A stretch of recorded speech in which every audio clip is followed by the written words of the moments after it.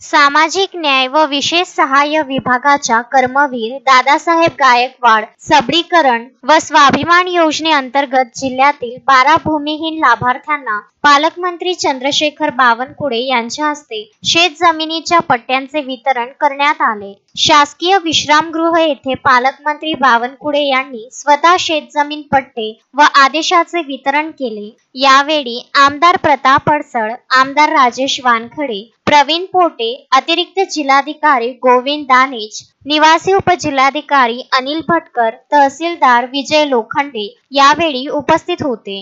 मोर्शी तालुक्यातील मौजा शिरलस येथील शिला वानखडे, अशोक वानखडे, बाळू खडसे व मौजा नेर पिंगळाई भाग 2 येथील अमोल डाखोडे यांची कर्मवीर दादासाहेब गायकवाड सबलीकरण व स्वाभिमान योजनेसाठी निवड करण्यात आली। तसेच नांदगाव खंडेश्वर तालुक्यातील मौजा माहुली चोर येथील माला इंगोले, रेखा कांबळे, मौजा येवती येथील जितेंद्र घोडेस्वार, शिवानंद मेश्राम, संजय चिमणकर, रमेश मुनेश्वर, मंगेश लोखंडे व अमर बनसोड यांचीही कर्मवीर दादासाहेब गायकवाड सबलीकरण व स्वाभिमान योजनेसाठी निवड करण्यात आली। महाराष्ट्र शासनाच्या वतीने सन 2025 ते 26 या वर्षात पुण्यश्लोक अहिल्यादेवी होळकर गौरवशाली अभियान राज्यभर राबविण्यात येत आहे। याच अभियानाअंतर्गत समाजातील वंचित दुर्बल घटकांना प्रत्यक्ष लाभ देण्यासाठी कर्मवीर दादासाहेब गायकवाड सबलीकरण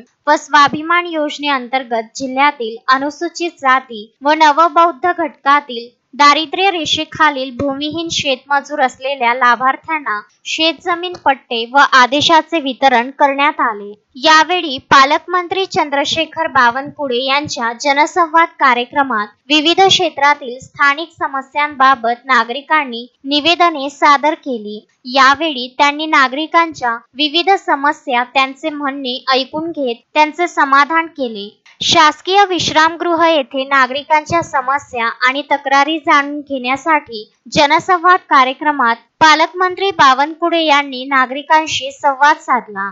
यावेळी जनसंवाद कार्यक्रमाला नागरिकांचा उत्स्फूर्त प्रतिसाद लाभला। अनेक लोक वैयक्तिक समस्यांची निवेदने घेऊन जनसंवाद कार्यक्रमात आले होते। बावनकुळे यांनी नागरिकांच्या संबंधित निवेदनावर तातडीने कार्यवाही करण्याच्या सूचना प्रशासनातील अधिकाऱ्यांना दिल्या। Vidarbha news bureau, Amravati.